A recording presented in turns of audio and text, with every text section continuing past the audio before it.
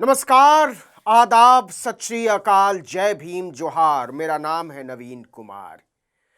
आज जब मैं ये वीडियो रिकॉर्ड कर रहा हूं, 8 मार्च है, 2025 का 8 मार्च, और दुनिया इसे महिला दिवस के तौर पर मना रही है। अखबारों के पन्ने भरे पड़े हैं महिला दिवस की बधाइयों और शुभकामनाओं से। एक से एक अच्छी बातें की जा रही हैं। नरेंद्र मोदी ने अलग से एक इश्तिहार छपवाया है जिसमें वो थाल लेकर महिलाओं के सामने खड़े हैं। लेकिन क्या वाकई यह देश महिलाओं के लायक है? क्या हम आज भी महिलाओं को सम्मान की नजर से देखने को तैयार हैं? एक घटना के जरिए इसको समझने की कोशिश करते हैं। कहानी उत्तर प्रदेश की है और आप यहां लिखा हुआ देख रहे होंगे, महिला दिवस, और 2.5 लाख रुपए में खरीद सकते हैं एक लड़की का स्वाभिमान। उसके पूरे अस्तित्व को धज्जी उड़ा देने की कीमत लगाई गई है 2.5 लाख रुपए।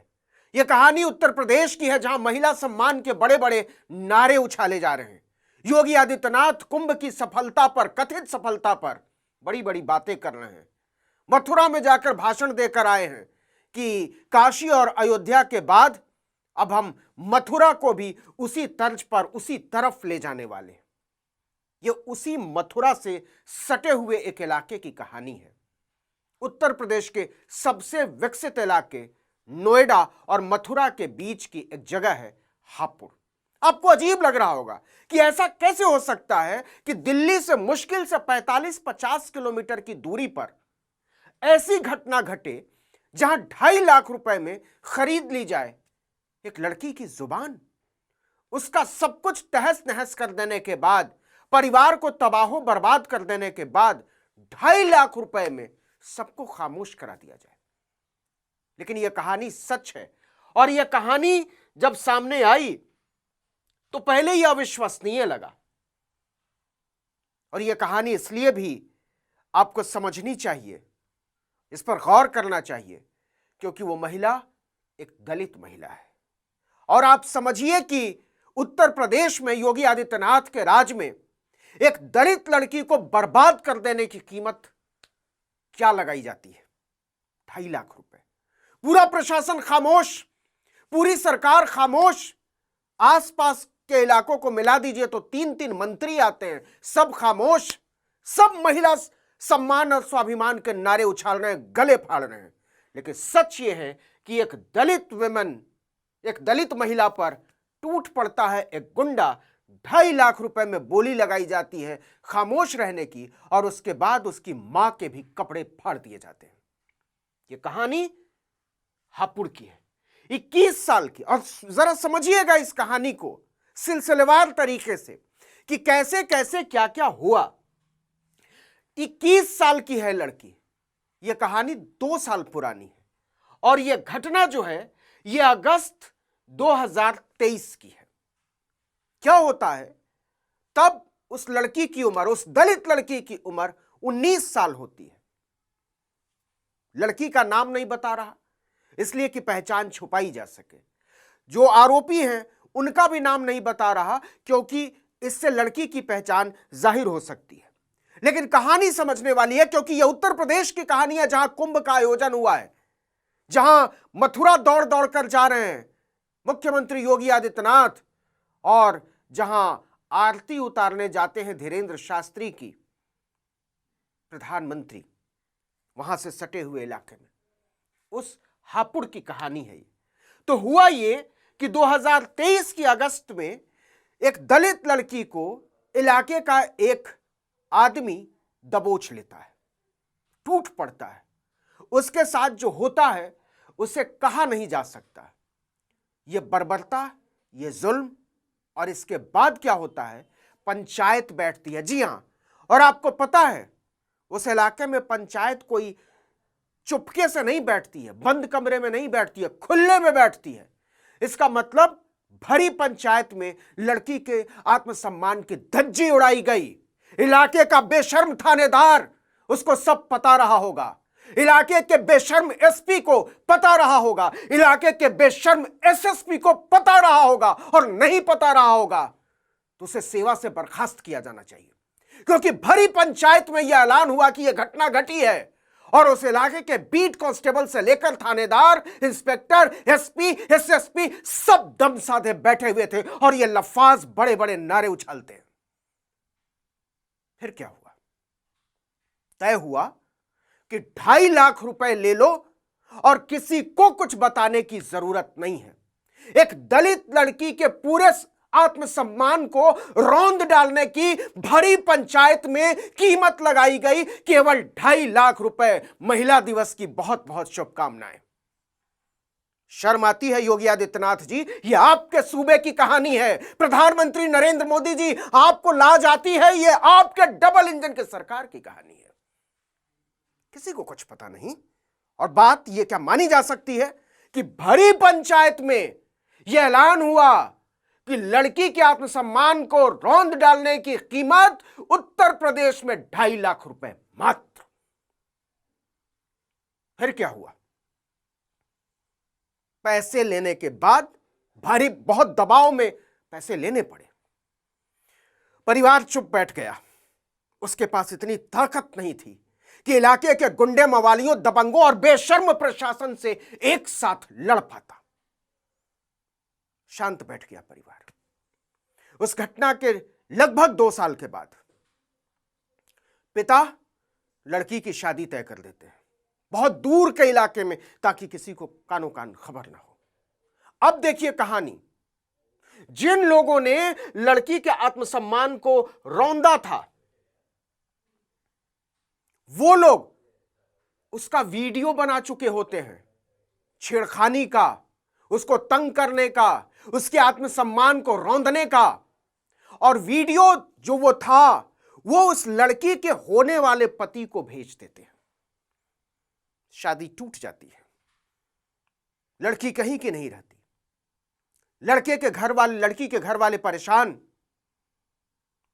और उसके बाद क्या होता है, ध्यान से सुनिएगा। ये जो गुंडे मवाली, जिनके बारे में निश्चित तौर पर वहां की पुलिस को पता रहा होगा, वो पहुंच जाते हैं लड़की वालों के घर, उस दलित लड़की के घर, और ये कहते हैं कि हमने जो 2.5 लाख रुपए दिए थे वो वापस करो। परिवार के पास पैसे नहीं होते। उसके बाद क्या होता है? आरोप यह है कि जब परिवार कहता है, दलित परिवार, कि हमारे पास पैसे नहीं है साहब जी, तो वो दबंग लड़की की मां के कपड़े फाड़ देते हैं। आरोपों के मुताबिक साफ साफ। घबराए हुए पिता, लड़की के पिता, दलित लड़की के पिता पहुंचते हैं पुलिस के पास कि साहब ये हुआ, हम तो कहीं के नहीं रहे, बर्बाद हो गए। उसके बाद जो एसएचओ है आशीष कुमार, वो कहते हैं पहले यह घटना मेरे संज्ञान में नहीं आई थी, अब एक लिखित शिकायत मिली है। आशीष कुमार जी, आपको नहीं पता थी, हो सकता है आप बाद में आए हो, आपके पहले वाले को भी नहीं पता थी।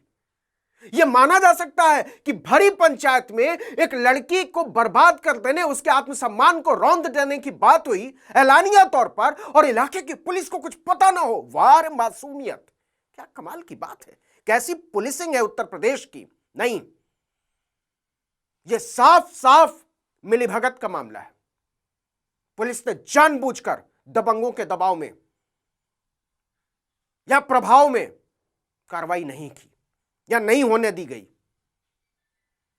ऐसा माना नहीं जा सकता कि पुलिस को कुछ भी पता ना रहो। इतनी मासूम नहीं होती है किसी भी इलाके की पुलिस। लेकिन मामला एक दलित लड़की का था, एक गरीब लड़की का था, तो दबा दिया गया। पूरी बेहयाई और बेशर्मी के साथ दबा दिया गया। और अब उससे ज्यादा बेहयाई से प्रशासन कह रहा है हमें कुछ पता नहीं था। भरी पंचायत में जो बात हुई, जो दाम लगा, उसके बारे में पुलिस का कहना है कि हमें पता नहीं था। अब एक लिखित शिकायत मिली है तो हम कार्रवाई करेंगे। 376 मतलब लड़की के आत्मसम्मान को रौंदने, 354 छेड़छाड़ और 506 धमकी के तहत एफआईआर। ये महिला दिवस पर यह बताना आपको इसलिए जरूरी था, इस कहानी की तरफ आपका ध्यान खींचना इसलिए जरूरी था कि यह कहानी कोई एक कहानी नहीं है साहब। जिस मिनट में आप ये वीडियो देख रहे हैं उस घड़ी भी कहीं ना कहीं भारत के भूगोल में किसी महिला के साथ घरेलू हिंसा हो रही है। National crime record bureau Bharat सरकार का यह आंकड़ा है कि भारत की हर तीसरी महिला किसी न किसी तरीके की घरेलू हिंसा की शिकार हुई है और हो रही है। जिस घड़ी में आप ये वीडियो देख रहे हैं बहुत मुमकिन है कि ठीक उसी समय किसी महिला को कहीं ना कहीं छेड़ा जा रहा हो, बिल्कुल इस दलित महिला की तरह उसके आत्मसम्मान को रौंदा जा रहा हो। एनसीआरबी का डेटा है कि हर दिन भारत में 86 महिलाओं के आत्मसम्मान को रौंदा जा रहा है।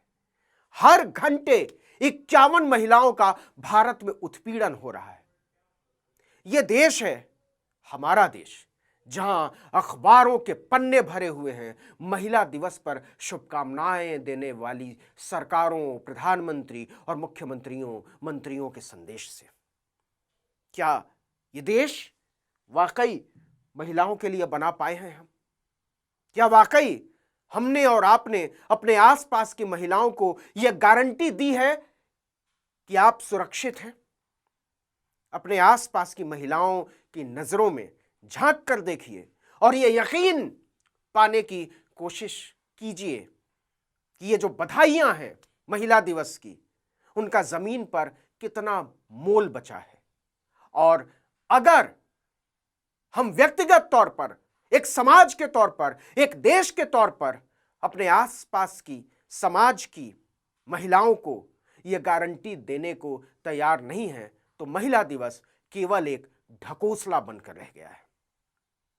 मैं नहीं जानता कि हापुड़ की इस लड़की को कब न्याय मिलेगा और मिलेगा भी या नहीं। जब हाथरस की बच्ची को न्याय नहीं मिलता तो हापुड़ की बच्ची को न्याय मिलेगा, इसमें कम से कम मुझे बहुत संदेह है। लेकिन फिर भी उम्मीद हम कर सकते हैं कि आज नहीं तो कल हम एक ऐसा समाज जरूर बनाएंगे जहां महिलाएं और पुरुष दोनों के बीच बराबरी का रिश्ता हो।